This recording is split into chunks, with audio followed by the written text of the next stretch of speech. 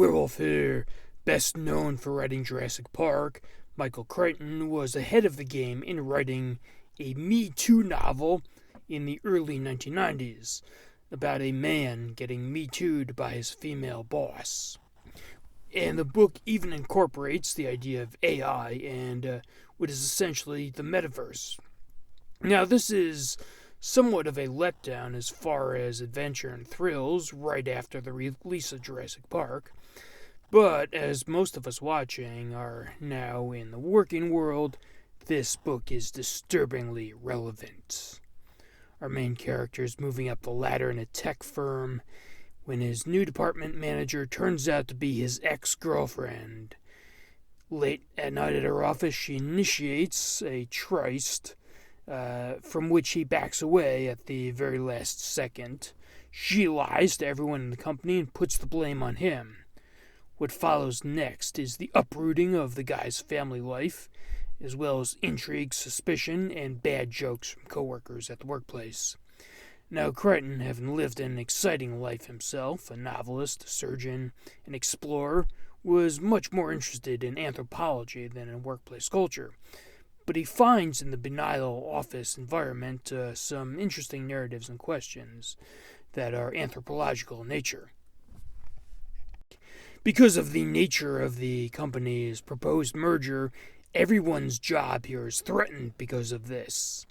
There's even an annoying leftist character who keeps playing the hero and resolve things and tries to convince the main character that this is all his fault. There's no way a woman would Me Too a man. And Crichton keeps things interesting and unpredictable. In one scene where our character runs into his boss again, the interaction on her part is not what I expected.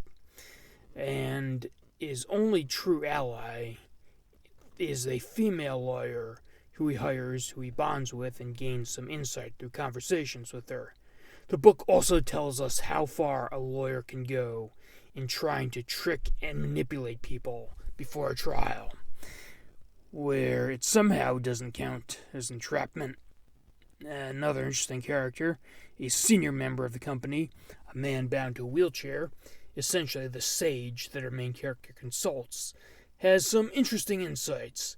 He talks about how in a work environment we change our own interests, the way we dress, the way we spend our free time outside of work, how we talk, to fit in with our coworkers, our company culture, in more ways than we're consciously aware of.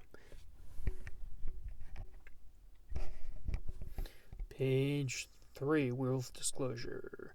He also says something that made me think if this is true or not. He says that in an office mentor relationship, we often become to our mentor, depending on the dynamic of who is older, who is younger, who is male, who is female. We either become a substitute son or a daughter or a husband or a wife, a brother, a sister, a lover, at the unconscious level. And I thought that was interesting, and it made me think. I could definitely believe in some cases, maybe many cases, this is true.